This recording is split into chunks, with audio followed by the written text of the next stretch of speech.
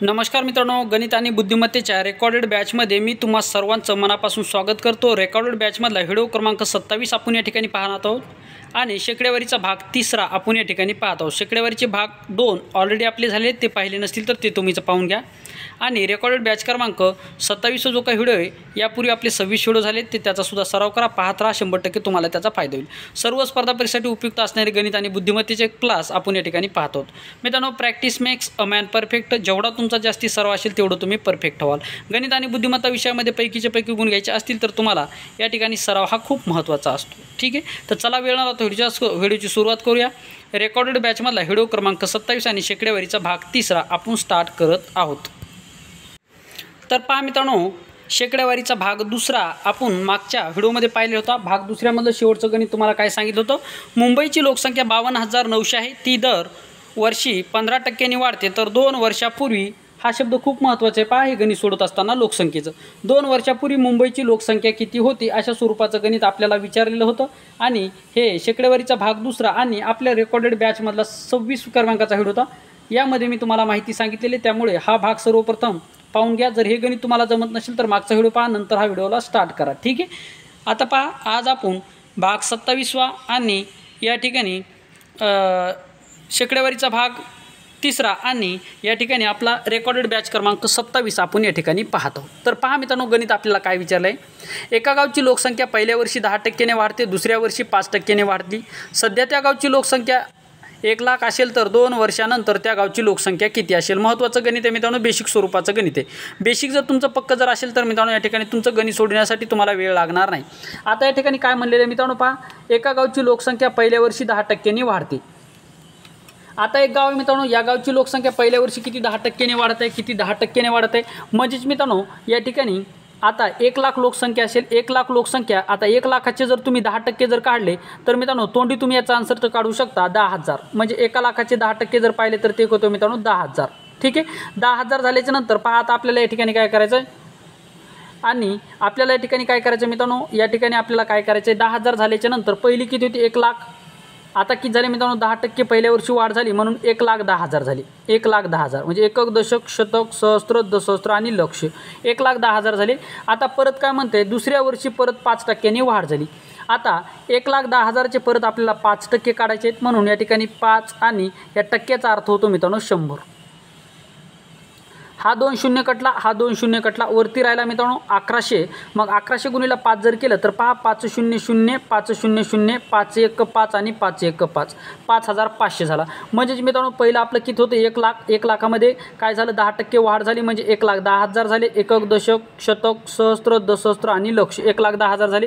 नंतर काय 5% वाढ झाली, 5% वाढ झाली, म्हणजे 5,000 किती झाले मित्रांनो 5,500 रुपये या ठिकाणी वाढ झाली, 5,500 रुपये वाढ झाली।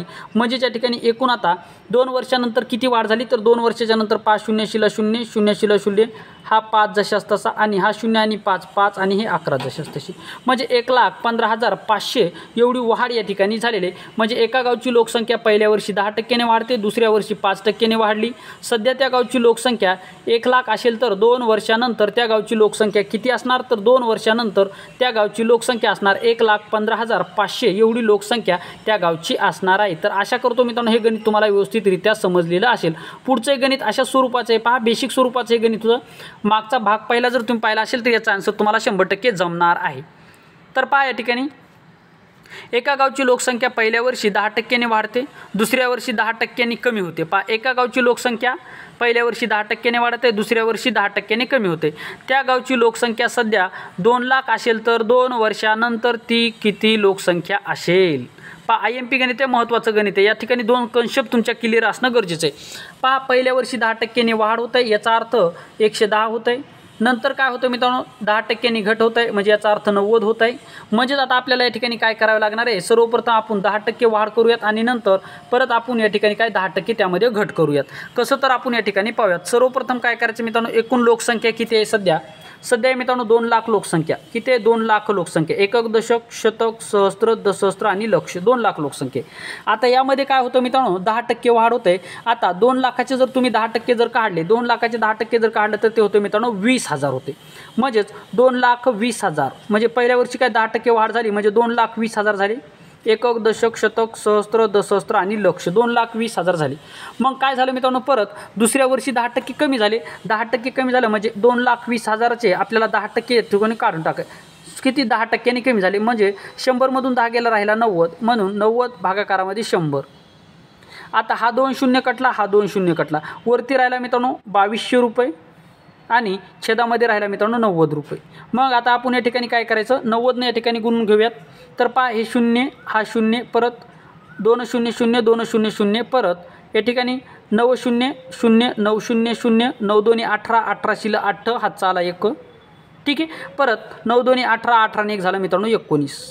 म्हणजे या ठिकाणी काय आलं मित्रांनो, पहा या ठिकाणी हा शून्य जशास तसा, हा शून्य जशास तसा, हा शून्य जशास तसा, 0 आणि 8 झाले मित्रांनो 8, हा 9 जशास तसा आणि हा 1 जशास तसा, म्हणजे 1,98,000 1,98,000 या ठिकाणी त्या गावची लोकसंख्या असणार आहे. म्हणजे पहिल्या वर्षी 10%नी वाढ झाली, म्हणजे 2%चे 10% जर काढले तर ते होतं मित्रांनो 20,000. म्हणजे पहिल्या वर्षी किती झाले 2,20,000, नंतर 10% घट झाली, 10% घट झाली म्हणजे 2,20,000चे 10% जर आपण जर काढून जर टाकले तर मित्रांनो ते या ठिकाणी पहा 10% जर काढून जर टाकले तर मित्रांनो या ठिकाणी झालं 2200. मग 2200 गुणाकारामध्ये 9 जर केलं तर ते येतं मित्रांनो 1,98,000. म्हणजे एका गावची लोकसंख्या पहिल्या वर्षी 10%ने वाढते, दुसऱ्या वर्षी परत 10%ने कमी होते. त्या गावची लोकसंख्या सध्या 2 लाख असेल तर 2 वर्षानंतर त्या गावची लोकसंख्या किती असणार, 2 वर्षानंतर त्या गावची लोकसंख्या 1,98,000 एवढी असणार आहे. हे का झालं तर पहिल्या वर्षी 10% वाढ झाली, दुसऱ्या वर्षी परत 10% कमी झालेली आहे. म्हणून मित्रांनो 2 लाखाच्या खाली आकडा या ठिकाणी आलेला आहे. हे तुम्हाला या ठिकाणी लक्षात ठेवायचं आहे. पुढचं गणित पाहता, कामगाराचा पगार सुरुवातीला 10%ने वाढविला, नंतर काही दिवसांनी पुन्हा 10%ने वाढविला तर पगारात मूळ पगाराच्या किती टक्के वाढ झाली. आता याचाच अर्थ मित्रांनो मूळ पगार किती असणार 100 रुपये. मूळ पगार किती असणार मित्रांनो 100 रुपये असणार. मग काय म्हणते या ठिकाणी कामगाराचा पगार सुरुवातीला किती 10%ने वाढविला, 10%ने वाढविला म्हणजेच मित्रांनो 100 वर 10% वाढ म्हणजे 110 झाला, 110 झाला. नंतर काय केलं परत मित्रांनो काय केलं पुन्हा 10% वाढविलं, म्हणजे 110चे आपल्याला परत 10% काढावं लागणार, परत 10%ने वाढविला. म्हणजे हा शून्य कटला, हा शून्य कटला, हा शून्य कटला, हा शून्य कटला, 11 1 11, परत मित्रांनो काय 10% वाढ झाली म्हणजे परत 11 रुपये वाढ झाली. म्हणजेच काय मित्रांनो पहिल्यांदा 10% वाढला झाला मित्रांनो 110, परत 11% वाढ केली म्हणून झाला 11, परत 10% वाढ केली म्हणून झाला 11.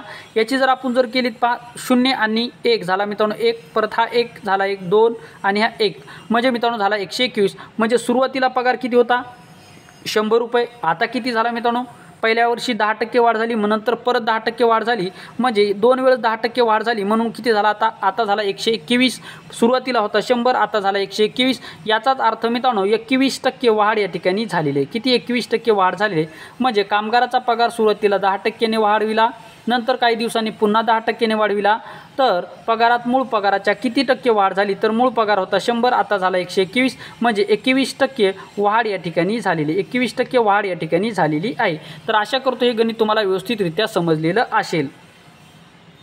त्याच्यानंतर पहा कामगाराचा पगार अगोदर 10%नी कमी केला, नंतर मंदीच्या तीव्रतेमुळे तो पुन्हा 10%नी कमी केला तर मूळ पगाराच्या किती टक्के घट झाली. आता मूळ पगार आपल्याला माहीत नाही, मूळ पगार मानूयात आपण 100. मूळ पगार होता मित्रांनो 100. आता सुरुवातीला काय झालं 10% घट झाली म्हणजे झाला 90. परत मित्रांनो मंदीमुळे परत 10% कमी केले म्हणजे 90चे 10% काढून घेऊयात. हा शून्य कटला, हा शून्य कटला, हा शून्य कटला, हा शून्य कटला, झाला मित्रांनो 99. म्हणजे 9 1 9, परत 9 रुपये कमी झाले. म्हणजे सुरुवातीला होते 100, नंतर 10% कटला झाला 90. 90चे परत आपण 10% कमी केला, ते झाला मित्रांनो -9 झाला. -9 झाल्याच्या नंतर 90मधून 9 गेल्याच्या नंतर राहिले 81.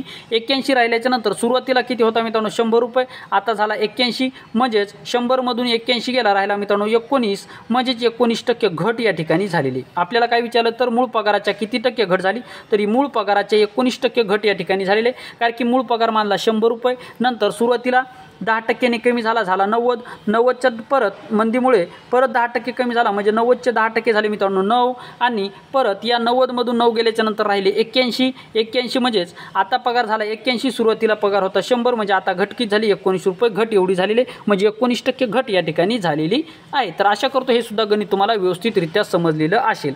त्याच्यानंतर पहा कामगाराचा पगार अगोदर 10%ने कमी केला, आता 10%ने कमी केला, याचा अर्थ सुरुवातीला होता 100, आता झाला मित्रांनो 90. नंतर तेजीमुळे तो पुन्हा 20%ने वाढ केली. पहा पुन्हा 20% वाढ केली. आता तुम्ही डायरेक्ट 20% वाढ जर केली तर या ठिकाणी लफडं होऊन का नाही. तर आपल्याला काय करायचं, सुरुवातीला पगार होता 100. मग काय झालं पहा, सुरुवातीचं कंडिशन पहा, अगोदर 10% कमी केला झाला 90. बरोबर आहे ना. पहा सुरुवातीला 10% कमी केला, नंतर तेजीमुळे तो परत काय 20% वाढ केली. म्हणजे सुरुवातीला होता 100, आता सुरुवातीला 10% कमी केला झाला 90. परत तेजी आली म्हणून परत काय केलं, परत 20% वाढ केली. परत 20% वाढ केली. आता 20% वाढ केली म्हणजे हा शून्य कटला, हा शून्य कटला, हा शून्य कटला, हा शून्य कटला. 9 दोन्ही काय झाला मित्रांनो 18. म्हणजे सुरुवातीला होता 100, नंतर 10ने कमी केला झाला 90, परत 18ने वाढीला म्हणजेच 90 + 18. 90 + जर 18 जर केलं तर ते मित्रांनो 108. म्हणजे मित्रांनो सुरुवातीला पगार होता किती, 100 रुपये, आता झाला 108. म्हणजे 108 म्हणजे 8% काय झाली या ठिकाणी वाढ झाली. 8% वाढ झालेली आहे. तर आशा करतो मित्रांनो हे सुद्धा गणित तुम्हाला व्यवस्थितरित्या समजलेलं असेल. कसं पहा, सुरुवातीला 100 रुपये पगार होती, नंतर 10% कमी झाला. 100चे 10% जर काढले तर येते मित्रांनो या ठिकाणी 90. 90 आल्याच्या नंतर परत 90वर आपल्याला 20% वाढ करायची. मग 90 गुणाकारामध्ये 90 गुणाकारामध्ये 20 छेदामध्ये 100 केलं तर ते येते मित्रांनो 18. म्हणजेच 90 + 18 जर केलं तर ते किती आलं मित्रांनो 108. 108 सुरुवातीला पगार होता 100 रुपये, आता झाला 108 म्हणजे 8% वाढ झालेली आहे. आशा करतो हे गणित सुद्धा तुम्हाला व्यवस्थितरित्या समजलेलं असेल. पुढचं गणित पहा, घड्याळाची किंमत 500 रुपये आहे, त्यावर दुकानदाराने 20% सूट दिली. पुन्हा 20% सूट दिल्यास घड्याळाची विक्री किंमत किती. म्हणजे पहा, तुम्ही एका दुकानात गेले, त्या दुकानदाराला म्हणले, या ठिकाणी त्या दुकानदाराला जर तुम्ही म्हणले या घड्याळाची किंमत काय, घड्याळाने दुकानदाराने तुम्हाला 500 रुपये त्या घड्याळाची किंमत सांगितली, किती 500 रुपये. परंतु दुकानदार काय म्हणला, सुरुवातीला तुम्हाला 20% सूट दिली, पुन्हा त्याने 20% सूट दिली. म्हणजे त्याने 2 वेळेस तुम्हाला 20% सूट दिली. 2 वेळेस 20% सूट दिली म्हणून काय करायचं मित्रांनो, 100 मधून 20 गेला राहिला 80, छेदामध्ये 100. गुणाकारामध्ये परत त्याने 20% सूट दिली झाला 80, गुणाकारामध्ये 100. ही झाली तुमची मांडणी. कारण की त्याने 2 वेळेस 20% सूट दिली. 20% सूट दिली म्हणजेच मित्रांनो 100 रुपयावर त्याने 20 रुपये कमी केले. 100 रुपयावर 20 रुपये कमी केले म्हणजे सुरुवातीला 80 रुपये केले, परत 80 रुपये केले. कारण की 2 वेळेस त्याने 20% सूट दिली. म्हणून काय करायचं, आता 500 वरचे 2 शून्य कॅन्सल होतील, 100 वरचे 2 शून्य कॅन्सल, परत या 80 वरला 1 शून्य कॅन्सल, परत या 100 वरला 1 शून्य कॅन्सल, परत दुसऱ्या 80 वरला 1 शून्य कॅन्सल, परत या 100 वरला 1 शून्य कॅन्सल. म्हणजे वरी झालं मित्रांनो 5 गुणाकारामध्ये 8, गुणाकारामध्ये 8, छेदामध्ये 1, गुणिलेकारामध्ये 1. मग 1 गुणिले 1 जर केला तर 1च येते. त्यामुळे 1चा गुणाकार केला काय किंवा नाही केला काय काही फरक पडत नाही.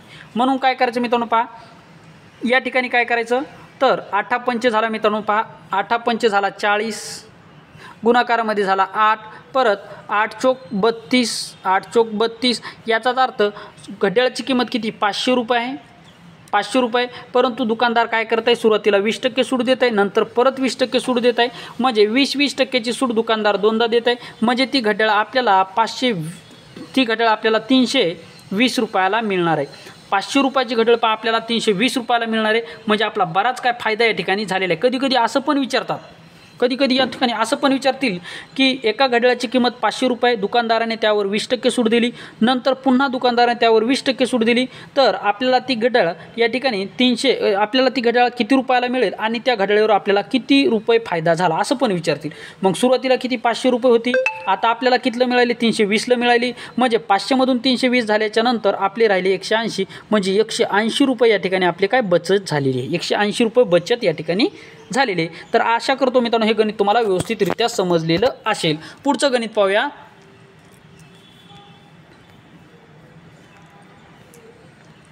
पुढचं गणित पहा, एका वस्तूच्या मूळ किमतीमध्ये 20% कपात केल्यामुळे तिच्या विक्रीत 20% वाढ झाली तर दुकानदाराच्या गल्ल्यावर काय परिणाम होईल. आता अशा स्वरूपाचं गणित जर तुम्हाला विचारलेलं जर असेल तर मित्रांनो हे सुद्धा गणित तुम्हाला अतिशय सोप्या भाषेमध्ये मी तुम्हाला सांगणार आहे. पहा, या ठिकाणी एक कन्सेप्ट तुम्हाला सांगतो. एका वस्तूची मूळ किंमत 20% केल्यामुळे तिच्या विक्रीत 20% काय झाली मित्रांनो वाढ झाला, 20% काय झाली वाढ झाली. तर दुकानदाराच्या गल्ल्यावर त्याचा काय परिणाम होईल, तर दुकानदाराच्या गल्ल्यावर त्याचा काय परिणाम होईल अशा स्वरूपाचं गणित आपल्याला या ठिकाणी विचारले. आता काहीच नाही करायचं मित्रांनो, या ठिकाणी थोडंसं लक्ष द्यायचं आहे तुम्हाला. आता या ठिकाणी तुम्हाला महत्त्वाची ज्यावेळेस तुम्हाला एक गोष्ट या ठिकाणी लक्षात ठेवायची आहे, एका वस्तूच्या मूळ किमतीवर 20% कपात केली. पहा, 20% कपात केली, तिच्या विक्रीमध्ये 20% वाढ झाली. ज्यावेळेस कपात आणि विक्री ही सेम असते त्यावेळेस मित्रांनो नेहमी काय होतो, घाटा होत असतो. काय होतो, घाटा होतो. नेहमी काय होतो त्यावेळेस मित्रांनो घाटा होतो. म्हणजे काय होतं, आपलं नुकसान होतं. म्हणजेच काय करायचं, या ठिकाणी पहा मूळ किंमत 20% या ठिकाणी कपात केली म्हणजे 20% कमीत केली, त्यामुळे विक्री 20% वाढत आहे. म्हणजे या ठिकाणी कमी करणारी आहे 20 आणि विक्रीसुद्धा वाढत आहे 20ने. म्हणजे ज्यावेळेस दोहीसुद्धा सेम असतं त्यावेळेस या दोघांचा काय करायचा असतो, वर्ग घ्यायचा. म्हणजे 20चा वर्ग झाला मित्रांनो 400, 20चा वर्ग 400, छेदामध्ये मित्रांनो 100. म्हणजेच हा शून्य कटला, हा शून्य कटला, हा शून्य कटला, हा शून्य कटला, म्हणजे 4% घट झाली. म्हणजेच मित्रांनो तुम्हाला 400 रुपये घट एवढी या ठिकाणी होणार आहे. कसं तर या ठिकाणी आपण पाहूयात. हे तुम्हाला या ठिकाणी ओरली मी तुम्हाला सांगितलं होतं. जर तुम्हाला ओरली जर समजलं जर असेल तर ठीक आहे, नाही जर समजलं तर आपण गणिताच्या स्वरूपामध्ये सोडून घेऊयात. आता पहा कसं तर आपल्याला या ठिकाणी करायचं आहे, लक्षात ठेवायचं आहे. सुरुवातीला वस्तूची किंमत 100 रुपये होती आणि या ठिकाणी पहा 20% कपात केली म्हणा आणि 20% वाढ झाली. म्हणजे सुरुवातीला वस्तूची किंमत 100 रुपये होती आणि विक्री किंमतसुद्धा या ठिकाणी 100च होती. म्हणजे 100 वस्तू होत्या आणि 100लाच विकल्या जात होत्या. म्हणजे एकूण 10,000 या ठिकाणी होत होते. एकूण किती 10,000 होत होते. मात्र आता फरक काय पडते, वस्तूची किंमत 20% कमी केली, 20% कमी केली म्हणजे झाली 80. मग नंतर काय म्हणते, विक्रीमध्ये 20% वाढ झाली. विक्रीमध्ये काय झालं मित्रांनो, 20% वाढ झाली. विक्रीमध्ये 20% वाढ झाली. ठीक आहे. आता काय करायचं मित्रांनो, या ठिकाणी हे 2 शून्य लिहून घेऊयात. 120 वरचं 1 शून्य आणि 80 वरचं 1 शून्य. आता पहा 8 1 8 8 दोन्ही 16 16 शिल्लक 6 हातचा आला मित्रांनो 1. परत 8 1 8 8 1 झाला मित्रांनो 9. म्हणजे सुरुवातीला 10,000 विक्री होत होती, आता किती होत आहे मित्रांनो 9,600 रुपये होत आहे. म्हणजे 10,000 होणारी विक्री आता 9,600 रुपये होत आहे. म्हणजे 400 रुपये घाटा या ठिकाणी आला का नाही सांगा बरं. 400 रुपये घाटा आपला या ठिकाणी झाला का नाही.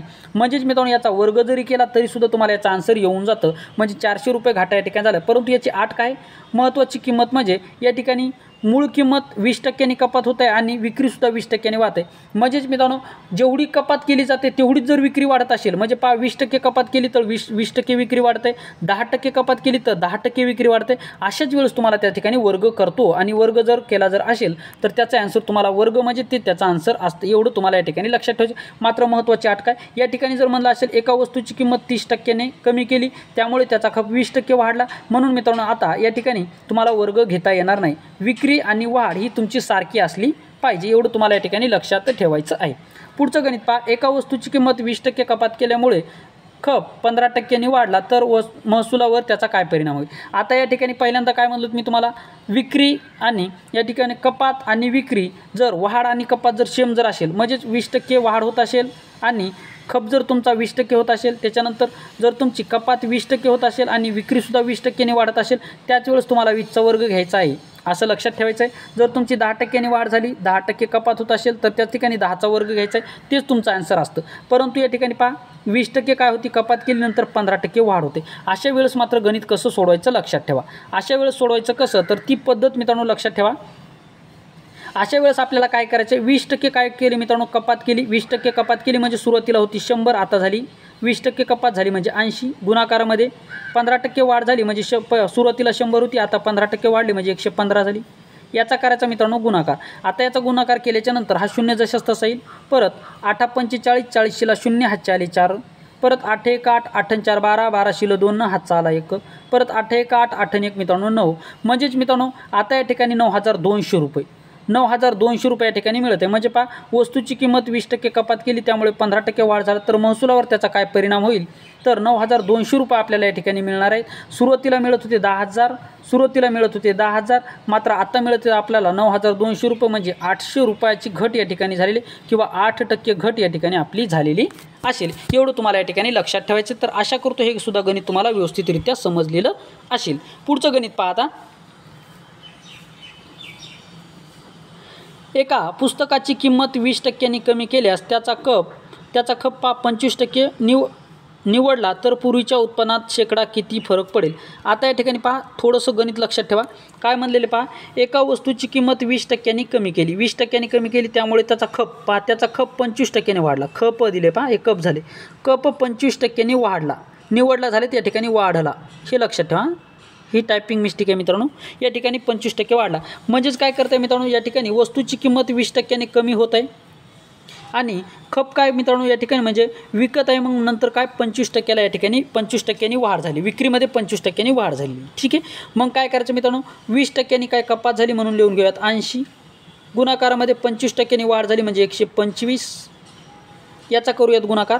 आता याचा गुणाकार करत असताना हा शून्य जशाच तसा, परत 8 45 40ला शून्य हातच्या आले 4, परत 8 2 16 16 4 20 20ला शून्य हातच्या आले 2, परत 8 1 8 8 2 10, म्हणजेच 10,000 रुपये या ठिकाणी याची काय होत आहे विक्री होत आहे आणि सुरुवातीला सुद्धा 10,000च विक्री होत होती, म्हणजे यामध्ये कुठल्याही प्रकारे फरक पडणार नाही, म्हणजे याचं उत्तर 0 असणार आहे, म्हणजे कुठल्याही प्रकारे या ठिकाणी फरक पडणार नाही। म्हणजे एका वस्तूची किंमत 20% कमी केल्यावर त्याचा खप 25% वाढला तर पूर्वीच्या उत्पादनामध्ये शेकडा किती फरक पडेल, तर शेकडा काहीच फरक पडणार नाही। सुरुवातीला उत्पन्न 10,000च होतं, आता सुद्धा 10,000च या ठिकाणी होते, म्हणजे काही प्रकारे फरक या ठिकाणी पडलेला नाही। तर आशा करतो मित्रांनो हे सुद्धा गणित तुम्हाला व्यवस्थितरित्या समजलं असेल।